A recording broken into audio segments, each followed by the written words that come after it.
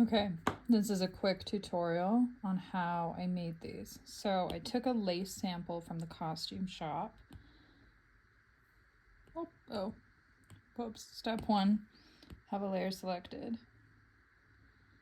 And you can, here, I'm gonna try to, the lace pattern is actually now what I'm making. So you see how it duplicates over itself, makes an endless supply of lace. So beautiful. And then the other one I've made, let's just clear that, is this. So we took a lace trim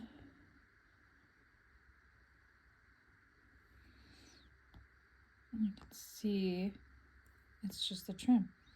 And it's kind of following my brush, not perfectly. I mean, that was a really tight corner right there, so it struggled a little bit. But I can also adjust size. Ta-da! Lace trim. So I'm going to show you how I made these ones, okay? So we want to start with a blank layer. I'm going to come over here and I'm going to insert my photo. Okay, we're doing the rolling lace one first, sorry. Rolling lace. So here's my photo. It's now inserted in here. And I'm going to come over here into the adjustments. And I want to adjust the curves. And I want to try to make this as high contrast as possible. So I'm going to bump this over here. My whites are pretty good. So I'm going to just try to darken some of those and then brighten these bad boys right back up. Okay. So that's kind of what I'm going for. This corner over here is going to cause us some problems later. I just didn't take a super nice photo. And that's kind of what it's at.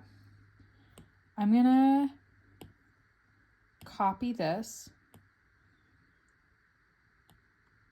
Okay. So we just came over here, just clicked on the image, hit copy. Okay.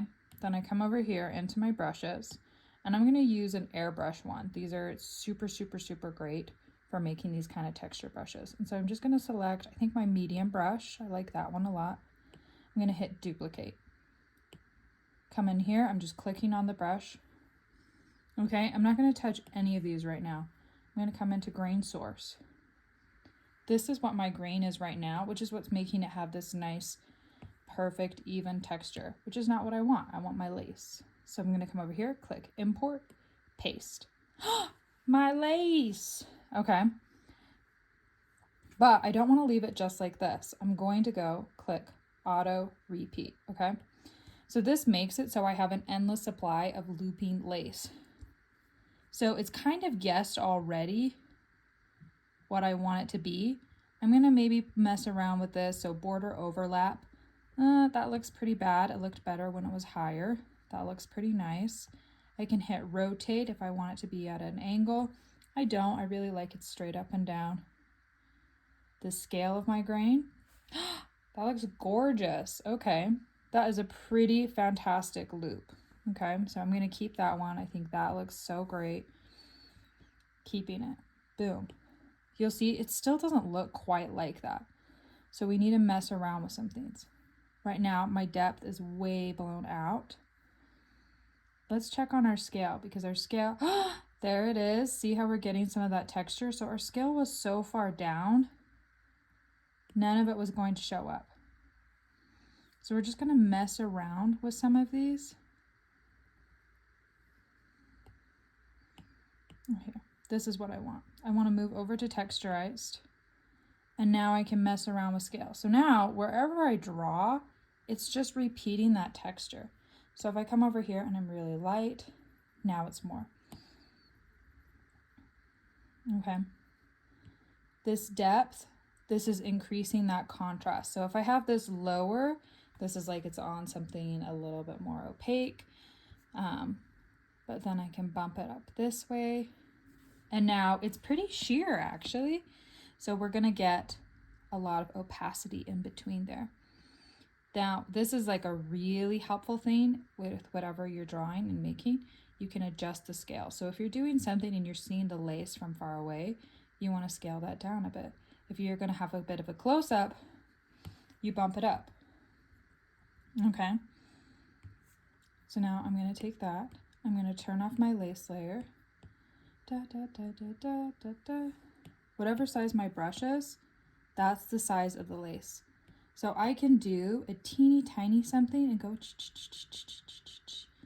oh, it's so gorgeous. And then I can come in and I can do my great big swatch.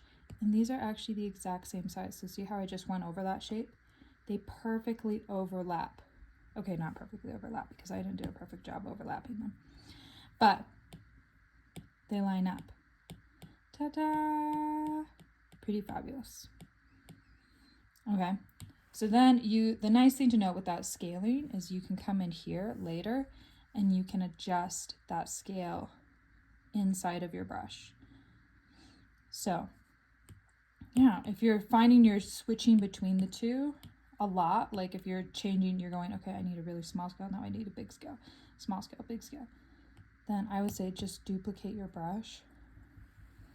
Do you see how fabulous that is? Then let's put something underneath it. Oh, not in the same thing, that doesn't make sense. Look, my lace is completely sheer. Okay. Let's go one step further. Actually, I'm not going to open up all my Procreate library, sorry. Let's say I'm doing something and I'm like putting it on a skirt or whatever. This is going to be a really nice looking dress, okay? This looks really good. Da da da. Oh my gosh, but I want to have a lace skirt over this. So if I come over here and I grab my lace brush, one, I want to adjust the scale of that. That's way too big. That's not what it is with the actual fabric. So I'm going to adjust that inside of the brush. But that's not really how fabric works. Like this is making it look like it's a tube, and we know that it tapers in at the top. So here's what I'm going to do. I click this little button right here. This is an underutilized button. So that's just a little cursor right there. I'm going to come in here and I'm going to click on warp. And so now I can actually take this shape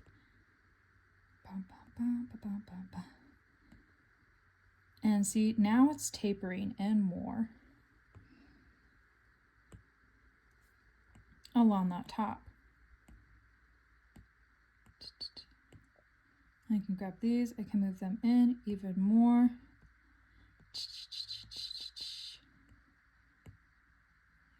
These, move them around a bit so we're getting equal scrunching all around.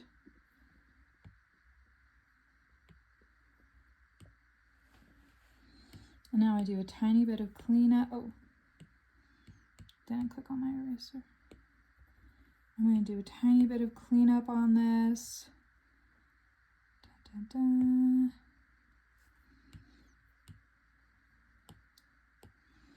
And I come over here and I go,